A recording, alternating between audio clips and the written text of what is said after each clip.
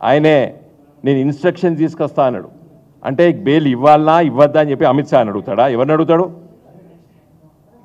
అంటే supreme court judge గారు నువ్వు ఇన్స్ట్రక్షన్స్ లేదు, నేను ఐఎమ్ డిక్టేటింగ్ ది ఆర్డర్ అని చెప్పి డిక్టేషన్ ఇవ్వడం జరిగింది.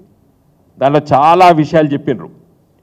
యాక్చువల్గా ఈ పిఎంఎల్ఏ యాక్ట్లో, ప్రివెన్షన్ ఆఫ్ మనీ లాండరింగ్ యాక్ట్లో సెక్షన్ 45 ఉన్నది. మహిళా సోదరిమణులకి, స్త్రీలకి సిఆర్పిసిలో ఉంది. కొన్ని నేరాలు ఆరోపించబడితే వాళ్ళకు చట్టబద్ధంగా బెయిల్ హక్కు ఉంటుంది. ఏది 18, 16 సంవత్సరాలు, కొన్ని కేసులో 16, కొన్ని కేసులో 15, 18 సంవత్సరాల కన్నా వయసు తక్కువ ఉన్నటువంటి మగవాళ్ళు కానీ ఆడపిల్లలు కానీ మరియు స్త్రీలు, ఏ వయసులో ఉన్న స్త్రీలకు కూడా చట్టబద్ధంగా వాళ్ళకు హక్కు ఉంటుంది, బెయిల్ హక్కు ఉంటుంది. సిఆర్పిసిలో ఉంది. అదే ప్రొవిజన్ పిఎంఎల్ఏ ఈ స్పెషల్ యాక్ట్లు కూడా పెట్టిండ్రు. అది దురదృష్టవశాత్తు ఢిల్లీ హైకోర్టు వ్యాఖ్యానించింది. మరి ఈవిడ ఎంపీగా పనిచేసింది, ఎమ్మెల్సీగా ఉన్నది, ఇది వర్తిస్తుందా? ఇది వేరే స్త్రీలకు, స్త్రీలు 2 రకాలు ఉంటారా?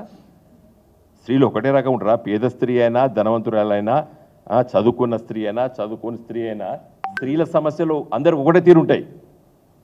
సృష్టిలో స్త్రీ పురుషుడు ఇద్దరినే క్రియేట్ చేసిండ్రు, వచ్చిండ్రు.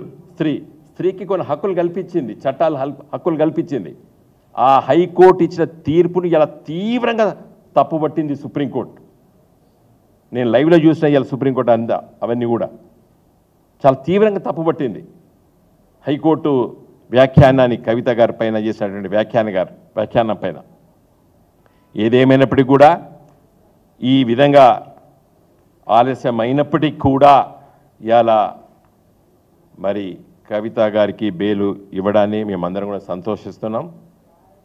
మళ్ళీ నిజంగా చాలా అనారోగ్యానికి గురైంది. నేను చూసినాను కలిసినప్పుడు. అతి త్వరలో ఇక్కడికి ఇంటికి వచ్చిన తర్వాత కొంత సమయం లోపల ఆరోగ్యాన్ని మరి కోలుకోవాలని చెప్పి కూడా మేము ఆశిస్తున్నాము. ఇదే సందర్భంలో ఈ విధంగా వాతావరణం దేశవ్యాప్తంగా ఉంటే ఈ బండి సంజయ్ ఆయన ఏంది ఇప్పుడు హోంశాఖ సహాయ మంత్రి, గౌరవం ఇవ్వాలి మనం బండి సంజయ్ గారికి. ఒక మంత్రిగా ఉన్న హోదాలున్న వ్యక్తి ఏమంటాడు, కాంగ్రెస్ బీఆర్ఎస్ కుమ్మక్కైంది, కాంగ్రెస్ వకీళ్ళు ఆర్గ్యూ చేసిండ్రు, బెయిల్ ఇప్పించిండ్రు మాట్లాడాడు. ఆయనకు అనాలోచితమైన చేసిన వ్యాఖ్యానాన్ని తీవ్రంగా ఖండిస్తాను. అసలు ఆయనకు మెదడు ఉందా లేదా అనేది కూడా నేను అనదలుచుకున్నాను. అనకూడదు, నేను ఇంతవరకు అనలేదు. ఆయనకు తెలుసా, ముకుల్ రోహిత్ అనేటువంటి సీనియర్ అడ్వకేట్ ఆయన. ఒక న్యాయవాదులు సుప్రీంకోర్టులో పార్టీ అఫిలియేషన్స్ ఉండరు, వాళ్ళు ఎవరు ఎంగేజ్ చేస్తే వాళ్ళకి ఆర్గ్యూ చేస్తారు. ఈయన చాలా సీనియర్ మోస్ట్ అడ్వకేట్. మరి ఎంగేజ్ చేశారు, ఆయన వచ్చి వాదించాడు. అసలు సంగతి నేను అదే చెప్పదలుచుకున్నాను బండి సంజయ్కి. నీకు తెలుసా, ఈ ముకుల్ రోహిత్ మీ మోడీ గారికి 5 సంవత్సరాలు పార్లమెంట్లో కేంద్ర ప్రభుత్వానికి సుప్రీంకోర్టులో అటార్నీ జనరల్గా పనిచేసాడు. ఎన్నేళ్ళు? 5 సంవత్సరాలు ఈ బీజేపీ ప్రభుత్వానికి సుప్రీంకోర్టులో ఒక రాజ్యాంగబద్ధమైనటువంటి పదవి అది. అటార్నీ జనరల్ అంటే అది కాన్స్టిట్యూషనల్ పోస్ట్. ఎవరిచ్చిండ్రు అది? నీ పార్టీ, నీ ప్రభుత్వం. అంటే నేను ముకుల్ రోహిత్ గారు మీ పార్టీ వ్యక్తిగా నేను భావించడం లేదు. Is a senior most advocate. నువ్వు ఏం మాట్లాడతావు? తెలివితో ఒక మాటలు. ఇలా తెలుగు ప్రజలు అందరూ కూడా సిగ్గుపడాలి. ఇలాంటి ఒక కేంద్ర మంత్రి, నీ అదృష్టం ఉన్నది అక్కడ దాకా ఎదిగినవు. ఆ హోదాను కాపాడు బండి సంజయ్. ముకుల్ రోహిత్ తెలుసా నీకు? ఆయన అటార్నీ జనరల్గా పనిచేసిండు. ప్రధానమంత్రి గారు మోడీ గారు నియమించిండు. సుప్రీంకోర్టులో 5 ఏళ్ళు పనిచేసిండు.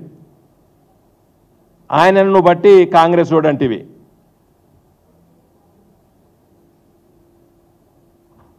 అసలు నీ పార్టీ సంగతి ఏంది? ఇవాళ ఈ కేసు విషయం చెప్పదలుచుకున్నాం, రాజకీయాలు మాట్లాడదలుచుకున్నాం. ఎందుకు కవిత 5 నెలలు జైల్లో ఉండవలసి వచ్చింది? మేము గిట్ట గులాబీ జెండా గిట్ట ఈ కాంగ్రెస్లో కూడా చెప్పదలుచుకున్నా నేను. మేము గిట్ట కొంతవరకు సకంబైన అయ్యా బాంచను అని అంటే ఎప్పుడో బయటకు వచ్చు కవిత. కానీ గట్టిగా నిలబడ్డాం, తల వంచలేదు, గట్టిగా నిలబడ్డాం. కాబట్టి చట్ట ప్రకారంగానే కొట్లాడదాం, కేసుల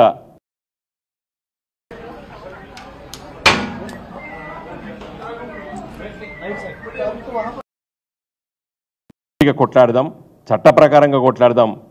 ఎవరికి తల వంచొద్దు. తెలంగాణ కోసం కూడా నేను గట్లే కొట్లాడినా, నన్ను ఎంత లొంగ తీసుకోవాలని ప్రయత్నం చేసినప్పుడు కూడా నేను తల వంచలేదు బిడ్డ అని చెప్పడం. కాబట్టి ఇలా ఉన్నారు. ఇంకా నువ్వు నీ పార్టీ బండి సంజయ్ ఇలా ఎంతమందికి సిబిఐ దాడులు, ఈడీ దాడులు వేసి కేసులు కూడా పెట్టలేదు. ఇలా మన వాషింగ్ పౌడర్ నిర్మా అని చెప్పి టీవీలలో కూడా చాలా సోషల్ మీడియాలో కూడా తిరిగింది, మీకు అందరికీ తెలుసు. స్త్రీలను చెరిచి, స్త్రీలను లొంగ తీసుకొని ఈయన మమ్మలను ఈ విధంగా ఇబ్బంది పెడుతున్నాడని చెప్పి ఒక బీజేపీ ఎంపీ బ్రిజేష్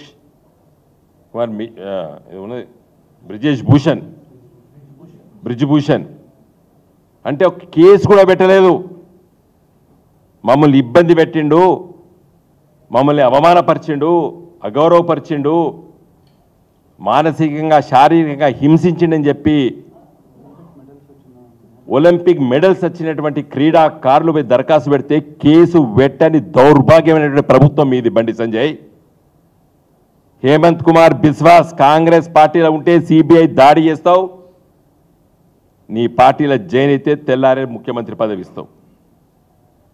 తెలుగుదేశం ఎంపీలు, 2 రాజ్యసభ ఎంపీలు లొంగ తీసుకుంటావు, హైదరాబాద్లో దాడులు జరుగుతాయి, తెల్లారి బీజేపీ కండవ కప్పుకుంటారు, నీకు రాజ్యసభలో మద్దతు కావాలని చెప్పి నీ పార్టీలో జాయిన్ చేసుకుంటావు, వాళ్ళ మీద ఇప్పటికీ కేసులు పెట్టవు.